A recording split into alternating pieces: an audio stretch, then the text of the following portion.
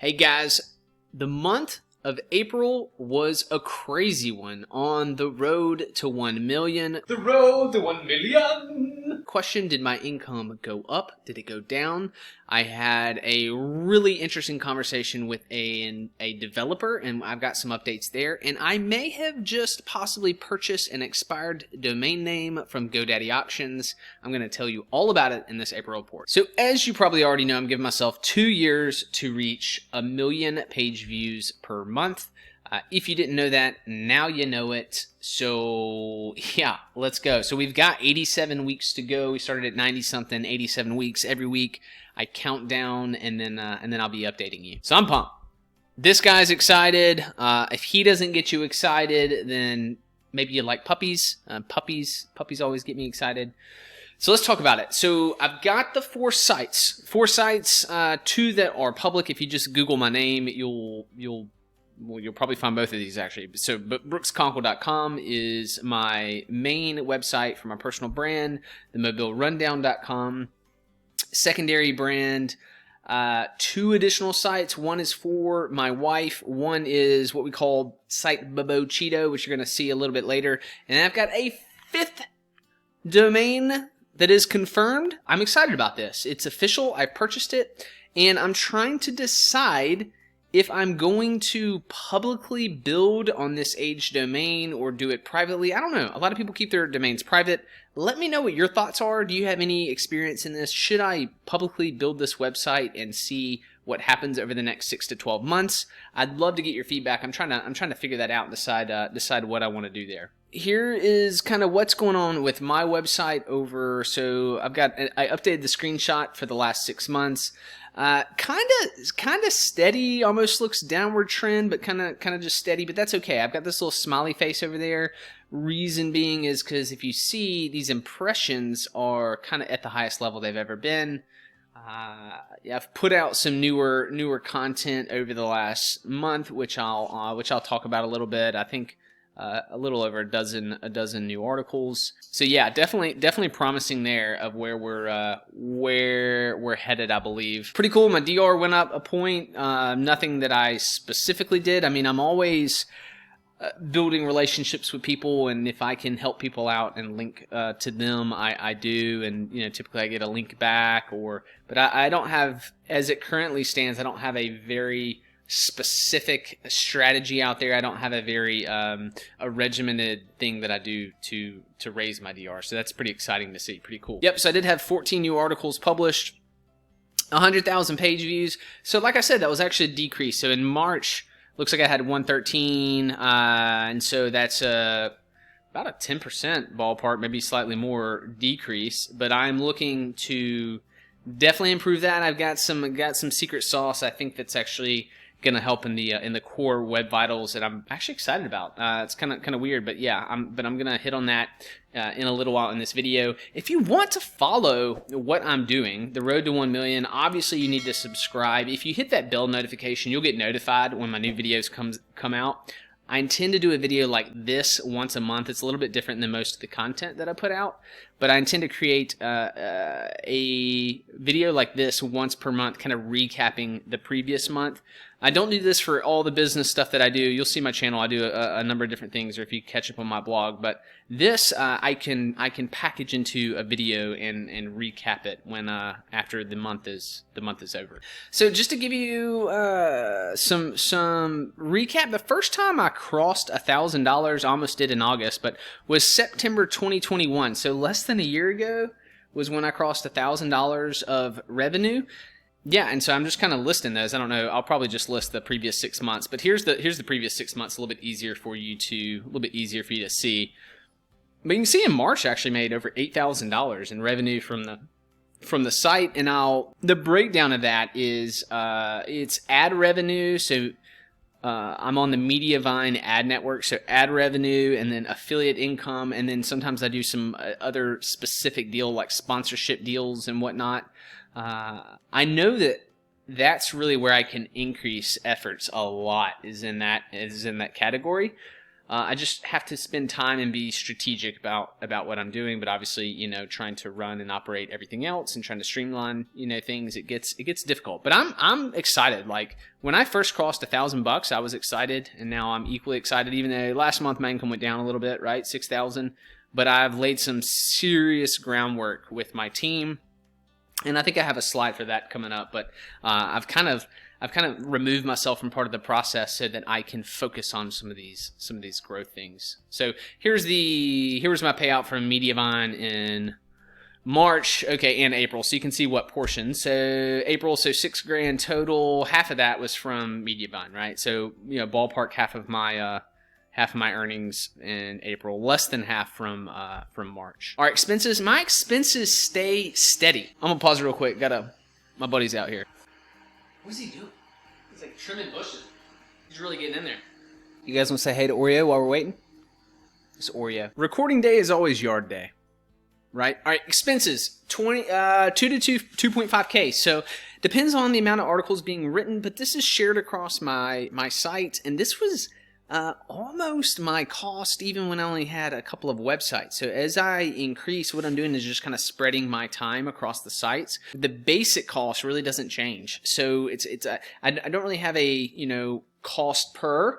I have a spreadsheet where I have everything like hosting software and then kind of variable costs for manpower. If anyone needed that, I mean, I could give you my format, but I just use the simple spreadsheet for everything. But we'll see what's next. Oh, Maboo rundown. All right, so I'm gonna talk about this real quick. So DR's up to 15 from DR 11. I've definitely done a few things I think I talked about it. I've definitely done a few things to try to improve the DR. Nothing really happened the way that I expected it to, but I created this page where I had a calendar links to different folks, and I'm linking off to them and just ask them to link back. That has not gone well. In fact, it's kind of, I don't want to say it's been a waste of my time, but it's been one or two, I think, have linked back, but it's been a lot of work that has really not paid off necessarily. But my DR has gone up, right? So don't know how, doesn't matter. Probably just from the content that we're putting out, some people linking back. I mean, there's not tons of resources in my city. I mean, I have a benefit there, right? All right, so here's my earnings. Pretty cool. Mediavine allowed me to bring over this website with, it was either 20,000, I think it was 25,000 sessions.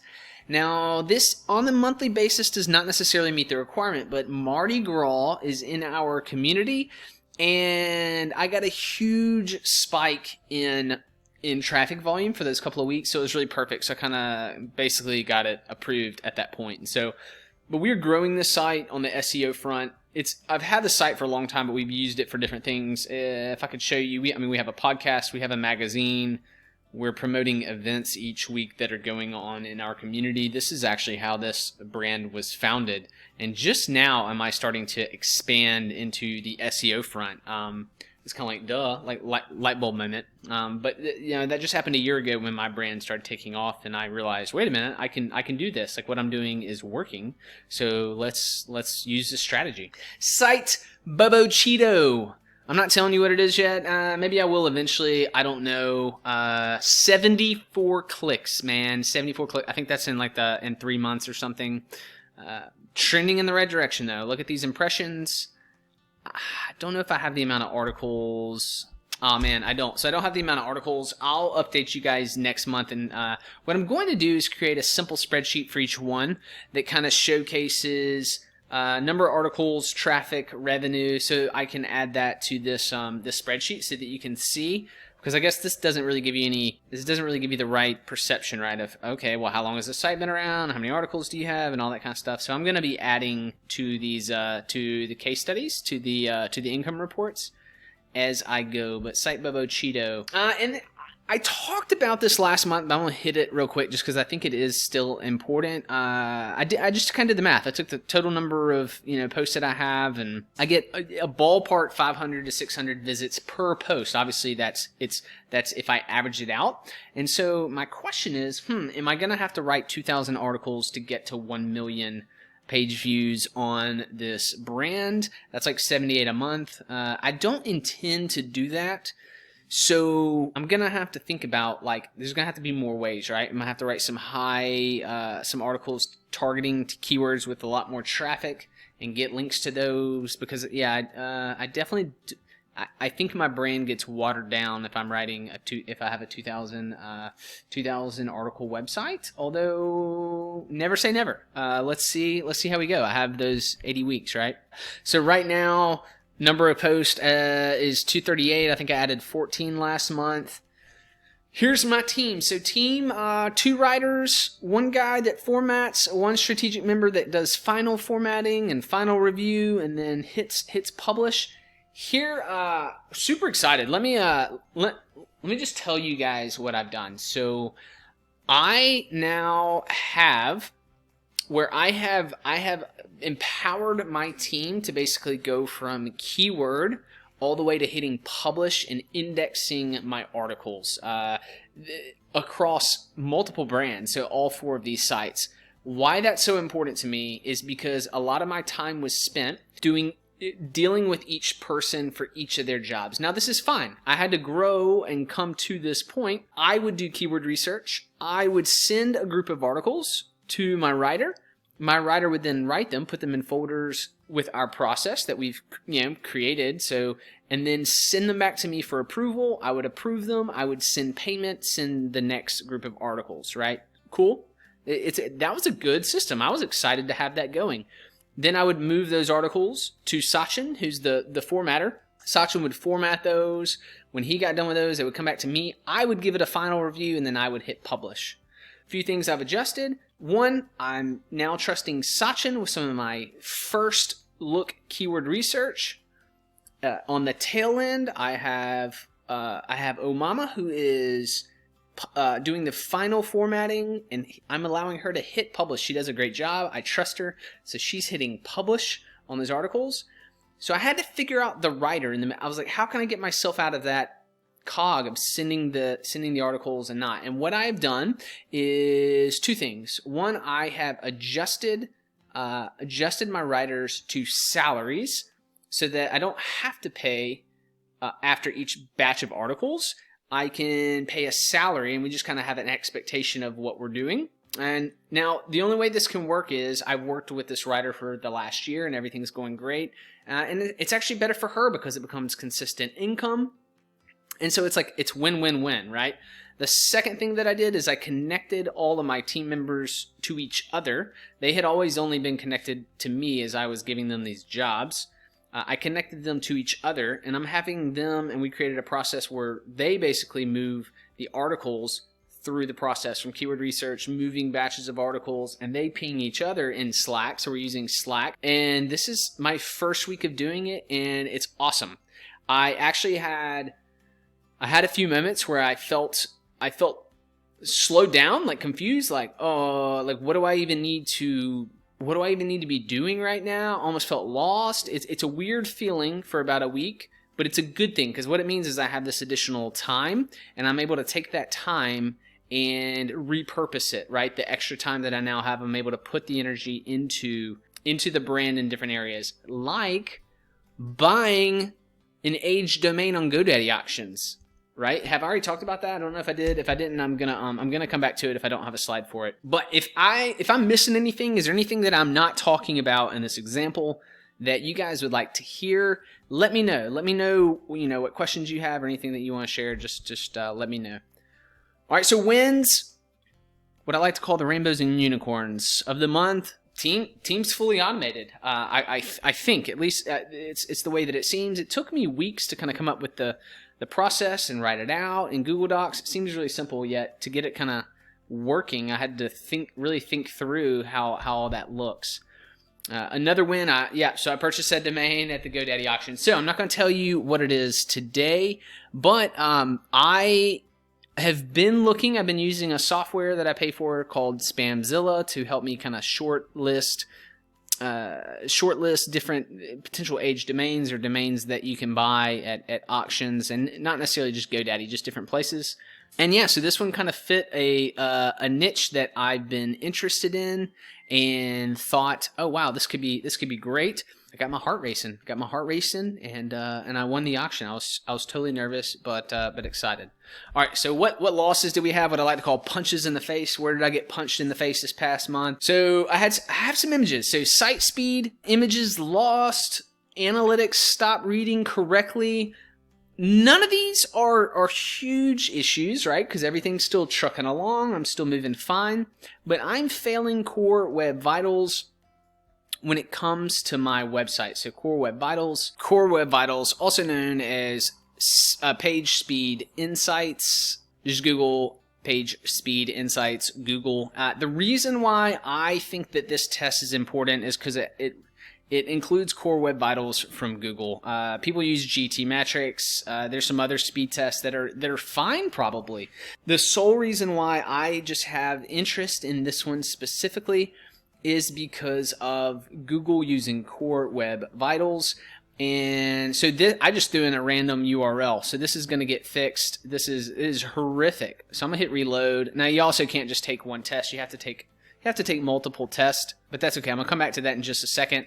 I met with the developer. In fact, I put a job out. I could make an entire video on that probably, proper ways to hire someone on a site like Freelancer or Upwork. I hired a developer on Upwork. I probably had 50 plus applications that filled out my information correctly. That doesn't even count all the rest of the people that I just deleted because they didn't listen to me. But I've hired a developer. I like this guy. This guy's really smart. He's very nice. And I think he's going to do a great job. We've decided on what we're going to do. I have purchased a license for GeneratePress. I've heard great things about GeneratePress. Changing themes on a website when you're kind of down into it and have a lot of detail is some work, but if I'm going to do it. I'm going to do it now. I've decided to do it because of these Core Web Vital tests. Let's go back and check this one real quick. 39. This is ridiculous. I mean, this is ridiculous. So and the bulk of my traffic is actually coming from mobile devices on, as far as I know, all sites, at least the 2 sites that I checked. So it's like it's crucial. I have to be fast on mobile devices. And so I'm making this decision. It's going to cost me definitely well over $1,000. I don't know what it will cost. It doesn't matter. It's going, in the long run, this is going to be like the next best investment that I need to do. I switched hosting a while back from Bluehost to WPX. Very pleased with WPX, but this is the next thing that I just have to do.